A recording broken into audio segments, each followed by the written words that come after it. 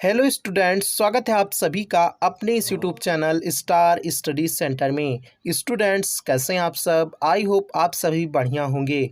आज के इस क्लास में हम सभी देखने वाले हैं अध्याय पादपों में खनिज पोषण पर आधारित कुछ महत्वपूर्ण बहुविकल्पीय प्रश्न। तो बने रहिए क्लास में अंत तक। चलिए क्लास को शुरू करते हैं।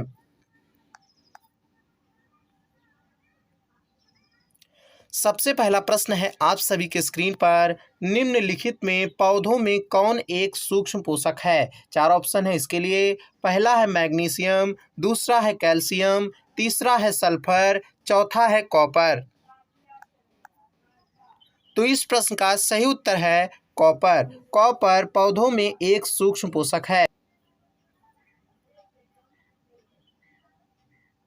अगला प्रश्न है, नाइट्रीफाइंग जीवाणु करते हैं, क्या करते हैं? चार ऑप्शन है इसके लिए। पहला है अमोनिया मुक्त, दूसरा है अमोनिया को आयनिक रूप में परिवर्तित, तीसरा है अमोनिया को नाइट्रेट में ऑक्सीकृत, चौथा है अमोनिया को नाइट्राइट में ऑक्सीकृत।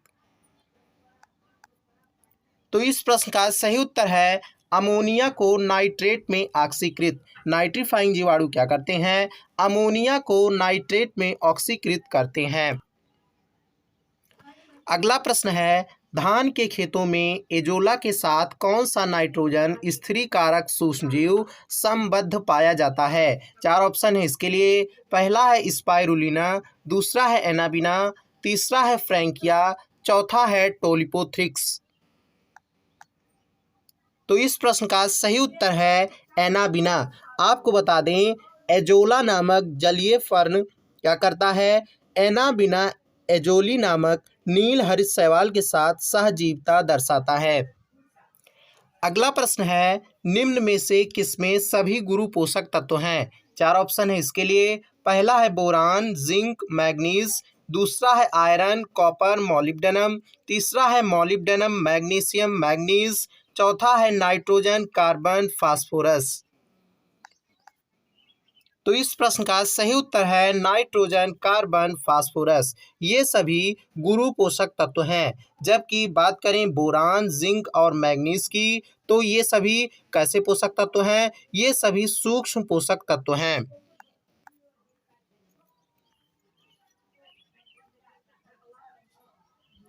अगला प्रश्न है, फलीदार पौधों में वायुमंडलीय नाइट्रोजन के स्थिरीकरण के फलस्वरूप निर्मित प्रथम उत्पाद है। क्या प्रश्न है? एक बार फिर से सुन लीजिए।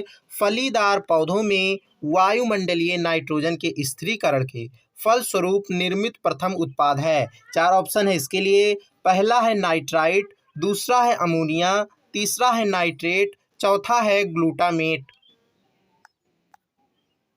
तो इस प्रश्न का सही उत्तर है अमोनिया।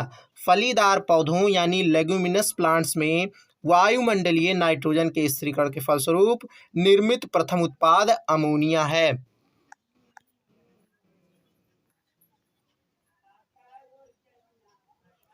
अगला प्रश्न है, निम्न में क्या पौधे के लिए एक आवश्यक तत्व नहीं है? चार ऑप्शन है इसके लिए। पहला है आयरन, दूसरा है जिंक, तीसरा है पोटेशियम, चौथा है आयोडीन।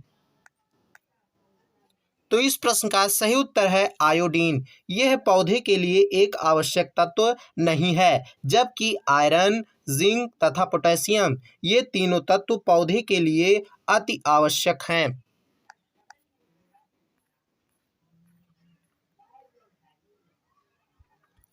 अगला प्रश्न है, मृदा में अकार्बनिक पदार्थ किस रूप में पाए जाते हैं? चार ऑप्शन है इसके लिए। पहला है अणुओं, दूसरा है परमाणुओं, तीसरा है आवेशित आयनों, चौथा है परजीवियों।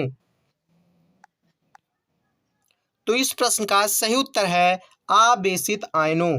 मृदा में अकार्बनिक पदार्थ इनऑर्गेनिक सब्सटेंस किस रूप में पाए जाते हैं? आवेशित आयनों के रूप में पाए जाते हैं।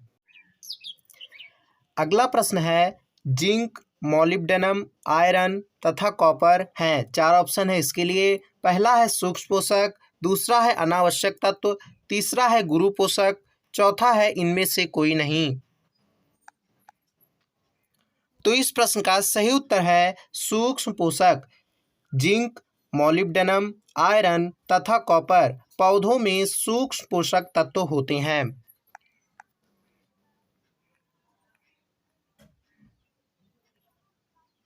अगला प्रश्न है, कीट भक्षी पादप कहाँ उगते हैं? चार ऑप्शन है इसके लिए। पहला है कार्बोहाइड्रेट की कमी वाली मृदा में, दूसरा है नाइट्रोजन की कमी वाली मृदा में, तीसरा है विटामिन सी की आवश्यकता वाली मृदा में, चौथा है हार्मोन की आवश्यकता वाली मृदा में। तो इस प्रश्न का सही उत्तर है नाइट्रोजन की कमी वाले मृदा में। कीट भक्षी पादप कहाँ उगते हैं? नाइट्रोजन की कमी वाले मृदा में उगते हैं।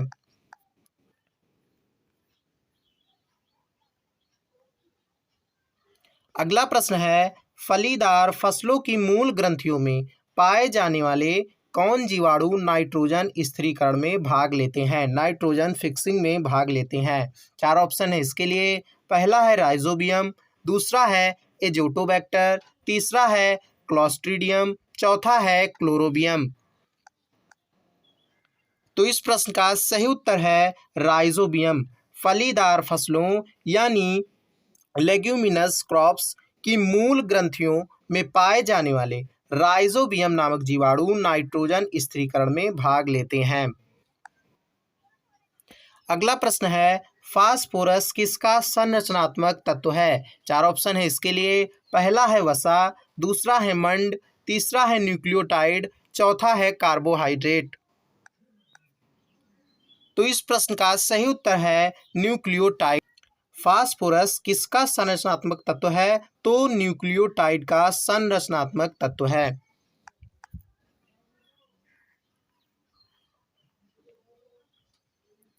अंतिम प्रश्न है आप सभी की स्क्रीन पर, निम्न में कौन सा रोग खनिज पोषण की कमी से नहीं होता? चार ऑप्शन है इसके लिए।